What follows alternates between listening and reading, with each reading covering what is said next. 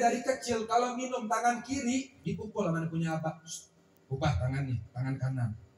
Ane masuk kamar mandi Pak, tangan kanan, kaki kanan duluan Pak. Disuruh flashback Pak, muter lagi mana punya abah.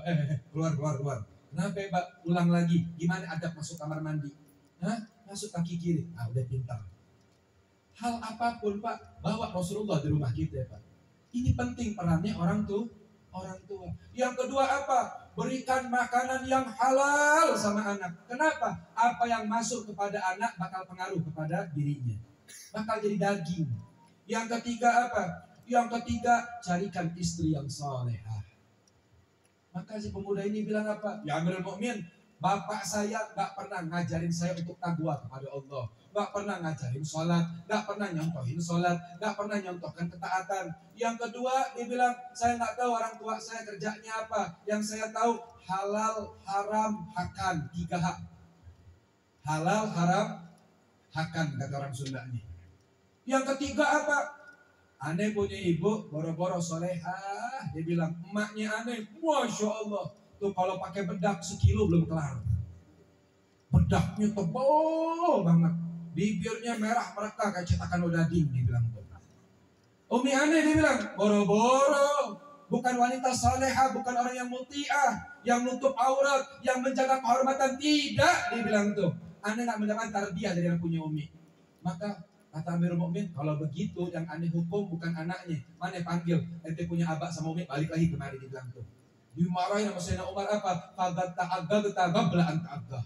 Kamu durhaka sama anak kamu sebelum anak kamu durhaka kepada kamu. Hadirin yang dirahmati oleh Allah, Rasulullah itu ngajarin segala hal diajarkan sama Nabi. Dalam hal apapun, Nabi di luar beliau dakwah, di luar beliau berniaga, bersosialisasi, beliau berjihad. Tapi kalau beliau pulang ke rumah, itu beliau menjadi suami yang paling romantis. Ini praktek nih pulang nih. Nabi kalau di rumah tuh gak pernah manggil istrinya dengan nama Pak. Yang ibu-ibu dengerin di dalam senang nih. Ya, panggil istri pakai gelar. Jangan pakai nama. Ini sunnah Pak. Itu Rasulullah kalau manggil istrinya siapa? Ya Humaira, wahai yang pipinya kemerah-merahan. Ya Habibah Galbi, wahai kekasih hati. Ya Ruhi, wahai jiwaku. Masya Allah Pak, indah Pak. Jadi kita kalau praktek di sunnah Nabi, sekarang kita praktek Pak, agak repot kayaknya Pak. Pasti istri kita curiga bawaannya. Ini kesambet di mana nih laki? Tuh ben baik, pulang maulid mesti bawa perubahan. Sunnah Pak. Barang siapa seorang suami yang menyenangkan hati istrinya, Allah senangkan kehidupannya Pak. Kenapa? Doanya istri itu mustajab Pak. Hati-hati. Di balik kesuksesan seorang suami terdapat doanya istri. Rasul mengatakan khairukum min ummati, umatku yang paling cakap, yang paling baik siapa? Umat yang paling baik terhadap keluarganya. Dan aku, kata Rasulullah, orang yang paling baik terhadap keluargaku.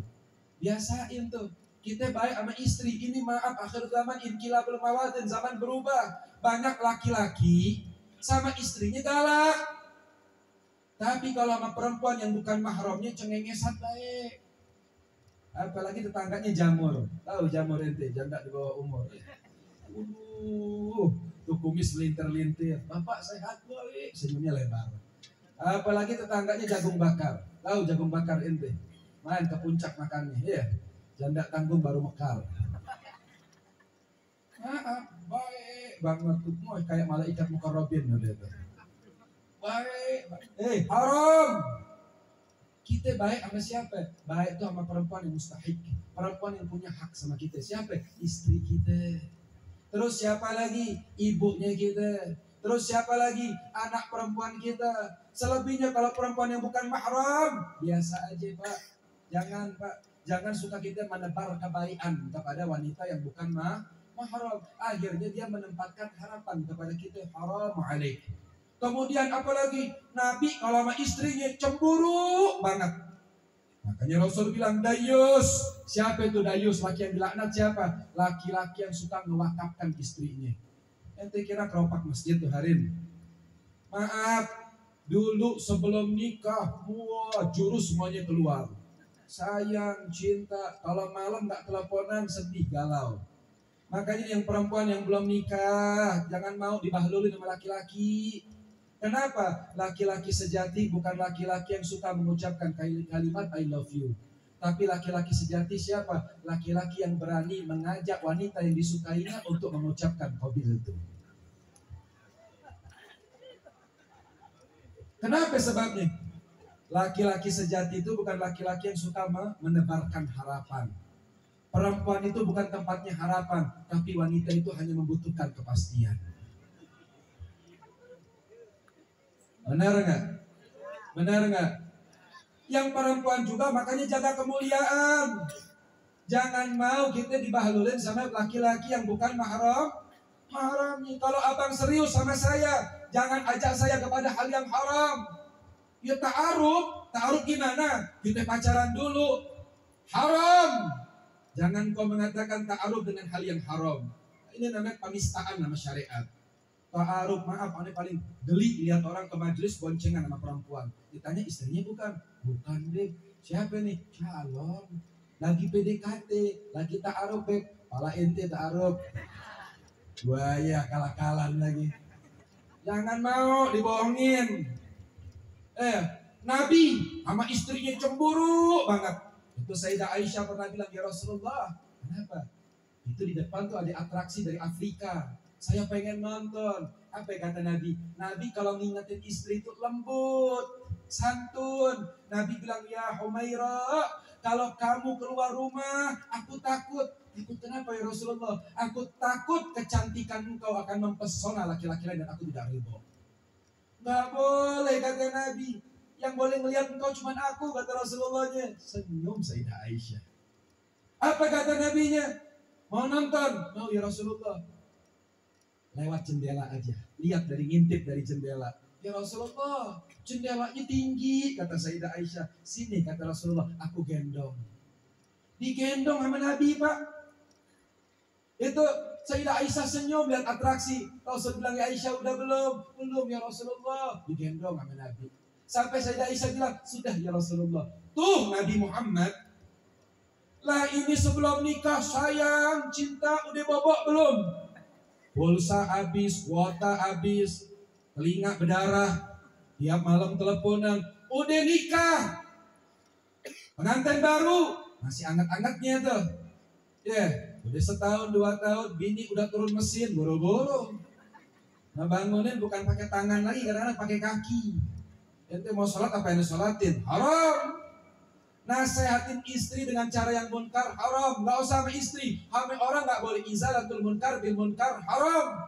Mau cegah kemunkaran, tapi caranya gak baik, omongannya gak baik, ucapannya gak baik, maka hukumnya haram. Gak boleh. Nabi Muhammad bilang apa? Rasulullah tuh paling cemburu sama istrinya. Sampai Nabi bilang, ayyuhuma imra'atin ista'tarat famarrat ala kaumin liyajidu rihiha fahiyazaniyah. Tidaklah seorang perempuan siapapun kaum perempuan, dia keluar rumah pakai minyak wangi sebotol. Mending minyaknya enak, fresh-care kadang-kadang ya. Pakai minyak wangi, dandan dia cakep, wah indah banget. Keluar rumah, kemudian kecantikannya, aroma parfumnya tercium laki-laki yang bukan mahramnya, maka ini perempuan terkena dosa zina. Mending Pak dosa zinanya buat sendiri Pak, kagak. Kita laki masuk neraka kecemplung sendiri Pak. Kalau perempuan gak mau nyemplung sendiri Pak, ngajak-ngajak pula Pak. Perempuan bakal dituntut sama Allah Ta'ala suaminya. Kalau suami bakal dituntut tentang istrinya. Kalau istri gak bakal ditanya tentang suaminya Pak. Hati-hati. Ini maaf laki-laki zaman sekarang ngaku umat Nabi. Istrinya mau keluar, Neng, kenapa? Lo dandan yang cantik, kenapa Pak? Gue malu ngajak lo kondangan, demek muka lo.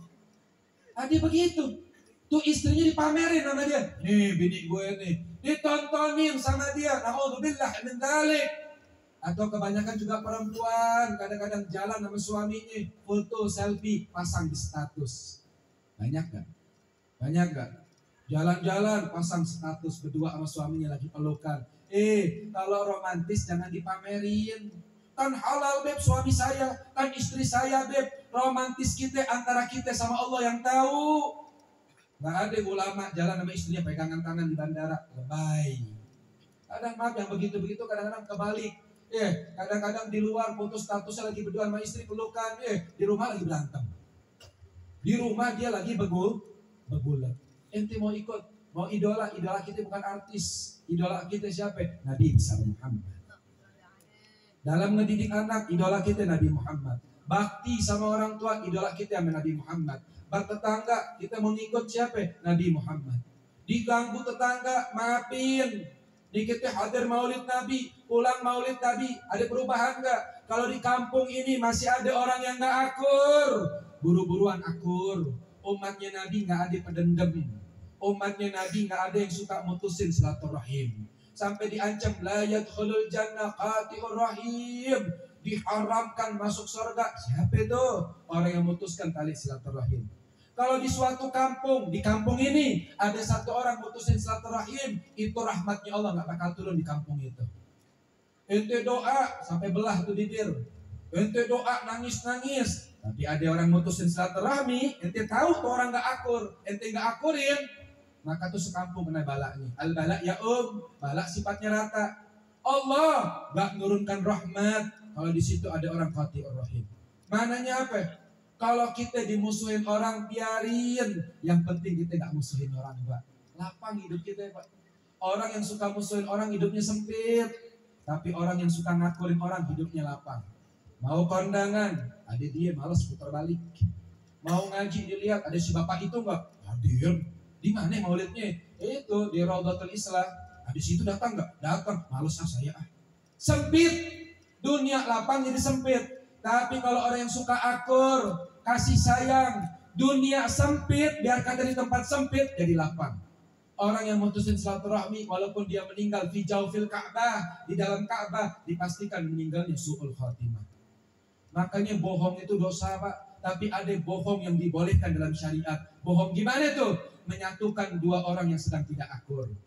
Ada orang gak akur, Pak, jadilah duta besar Nabi Muhammad. Akurin, bohongnya boleh gitu. Pak, sini Pak, kenapa? Dapat salam dari Bang Mumun.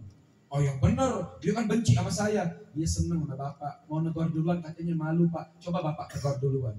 Ketemu si Mumun, dapat salam dari si Mimin, nanyain lo mulu. Bohong lo. Dia ketemu saya gak pernah negor, buang muka. Dia kangen, coba lo tegur duluan. Kali aja jadi baik. Orang yang menyatukan dua muslim yang sedang tidak akur, mengislahkan dua muslim yang gak akur, pahalanya ngebangun Ka'bah. Ada orang bilang saya bangun musola di kampung ini, biasa. Saya bangun masjid 2 di kampung itu, biasa. Tapi saya ngebangun Ka'bah. Kok bisa? Baitullah ente bangun, ngarang ente, iya. Gimana caranya? Aku mengislahkan dua orang yang sedang bertikai, pahalanya besar, Pak. Pak, kita hidup gak bakal selamat dari gangguan manusia, Pak. Kita pendosa, kita banyak hilaf, kita banyak kurang. Nabi Muhammad yang sempurna pun in uziya ya'fu wa la yu'akib. Diganggu orang, gak ngebalas dengan gangguan. Sampai Nabi mengatakan akhlak yang baik bisa menghilangkan niat buruknya orang lain. Orang jahat sama kita, Pak, bawain hadiah, bisa gak? Ayo, umat Nabi atau pengikut syaitan gitu. Kalau kita membalas keburukan dengan keburukan, ya hal yastawil ladzi ya'lamun wal ladzina la ya'lamun, berarti timbangan ente sama. Ada orang nyaci kita, Pak, wallah sakit hati kita. Berarti itu orang berhasil menanamkan virus di hati kita. Hebat tuh orang. Ustaz Abror dakwah 10 tahun di sini biasa-biasa aja. Tapi penyakit hati, Pak, nularnya kerasa, Pak. Lebih bahaya dari Covid. Itu Covid nggak kelihatan, Pak, sedunia ketakutan aja bingung lihatnya, Pak. Tapi penyakit hati, Pak, wallah ruginya nggak cuma di dunia sampai akhirat. Orang kena Covid, mati, Covidnya hilang. Sakit jantung, meninggal, sakit jantungnya hilang. Diabetes, meninggal, diabetesnya hilang. Tapi kalau penyakit hati, besok ente meninggal, membawa kerugian ente sampai di alam kubur nanti. Ini penyakit hati sama tetangga kadang-kadang, Pak. Tetangga berantem, kata-kataan, Pak. Sampai itu penyakit hati, sampai diwariskan sama dia. Nah, ini tetangga sampai bapak mati nanti, Pak, sambung lagi. Sambung apanya, Pak? Permusuhannya. Warisan musuhan, na'udzubillah, amin. Tadi, Pak, rugi, Pak. Ada orang nyaci kita, Pak. Alhamdulillah, makasih banyak udah ngomongin aneh. Kok makasih? Iya, dosanya berkurang sama ente. Rugi gak kita? Gak rugi, Pak. Tapi kalau kita sakit hati, itu penyakit hati nular kepada kita. Nauzubillah, subhanallah, amin.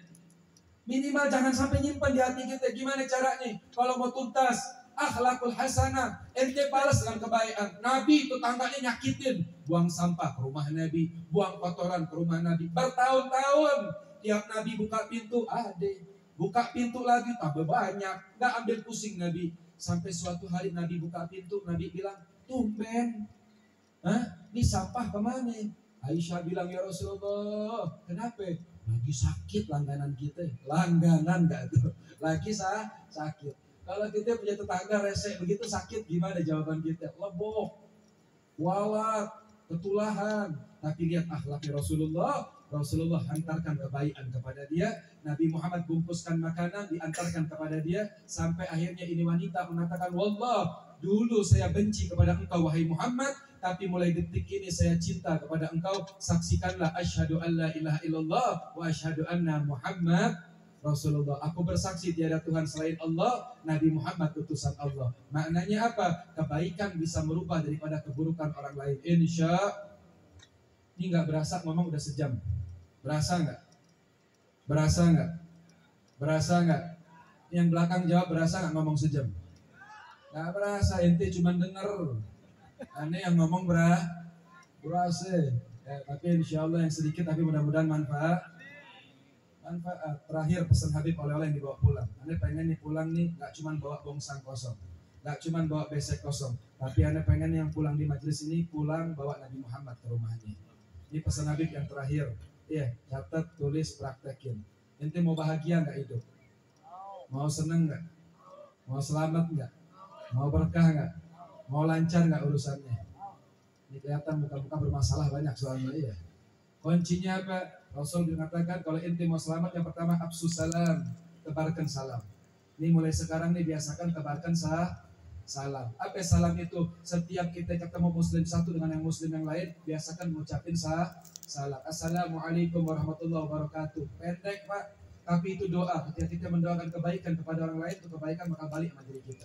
Yang kedua apa? Wasilul arham, sambung tali silaturahmi. Jangan mau dipermainkan sama syaitan. Kadang kita ngerasa tua, ngapain gue minta maaf sama dia anak muda. Yang muda jangan gengsi, ngapain gue minta maaf sama dia udah tua, harusnya dia lebih baik kepada gue. Jangan, kita minta maaf gak akan menghilangkan kemuliaan kita. Silul arham. Ketiga apa? Wa yutimuna ta'am, berikan makan kepada orang yang membutuhkan. Kemudian yang terakhir apa? Wasallu billaili wan nasun niyam, biasain salat malam gegerungan nangis kepada Allah Ta'ala. Tadkhulunal jannah bisalam, maka engkau akan mendapatkan surganya Allah dengan selamat, insya. Yang pertama apa? Tebarkan Yang kedua sambung tali silaturahmi, berikan makan kepada yang kelapa. Yang keempat apa? Salat malam. Ini pulang nih oleh-oleh kita bawa, kita praktekin. Insya Allah perkumpulan kita malam hari ini menjadi sebab kedekatan kita dengan Nabi besar Muhammad Sallallahu Alaihi Wasallam. Amin Rabbal Alamin. Dan mudah-mudahan pembacaan maulid pada malam hari ini merangsang kembali kecintaan kita kepada Nabi, peneladanan kita kepada Nabi, makin dekat sama Nabi, makin demen sama Nabi, dan mudah-mudahan kita semua bisa mengidolakan Nabi dengan hakikatul mahabbah. Diri kita, istri kita, anak-anak kita, sahabat kerabat kita, masyarakat kita menjadi pecinta Nabi Muhammad Sallallahu Alaihi Wasallam. Dan Allah palingkan daripada keburukan, daripada fitnahnya zaman, daripada ahli zaman, dan daripada para musuh-musuhnya Allah. Palingkan ya Allah, palingkan pemikiran mereka ke rumah tangga kami, kepada istri dan anak-anak kami ya Allah. Jadikan keluarga kami menjadi orang yang mencintai dan mengidolakan Nabi Muhammad Sallallahu Alaihi Wasallam. Ya Rabbi wajma'na wa hababan lana في دارك الفردوس يا رجوانا يا ربي واجمعنا وحبابا لنا في دارك الفردوس يا رجوانا يا ربي واجمعنا وحبابا لنا في دارك الفردوس يا رجوانا بالمصطفى صل عليه وآله ما حرقت ريح صب أغصانا واجمعنا في هذه روضة الإسلام أصلح لنا الأحوال واغفر ذنبنا ولا تؤاخذ ربي إن أخطأنا واسلك بنا في نهج طه المصطفى ثبت على قدم الحبيب خطانا أرنا بفضل منك طلعة أحمد في بحجة عين الرضا ترعانا واربط به في كل حال حبلنا وحبال من ودع ومن ولانا والمحسنين المؤمنين ومن أجاب نداءنا وذوي الهبوب وطالبا أوصانا والحاضرين وسائيا في جمعنا ها نحن بين يديك أنت ترانا. Yang sakit Allah sembuhkan penyakitnya, baik penyakit zahir, penyakit batin. Yang punya hajat Allah kabulkan hajatnya, baik hajat duniawiyah maupun ukhrawiyah. Birahmatika ya arhamar rahimin. Dan mudah-mudahan ini pesantren, ini majelis bertambah berkah, bertambah makmur, bertambah manfaat. Yang peduli dengan majelis ini Allah pedulikan kehidupannya, yang membantu majelis ini Allah bantu keadaannya. Dan orang yang mendekat dengan Nabi Muhammad di dunia, insya Allah sebagaimana berkumpul di tempat ini Allah kumpulkan di surga fil firdausil a'la ma nabiyina Muhammad. Amin rabbal alamin. Hadzal minni wal afu minkum. Summa assalamu alaikum warahmatullahi wabarakatuh.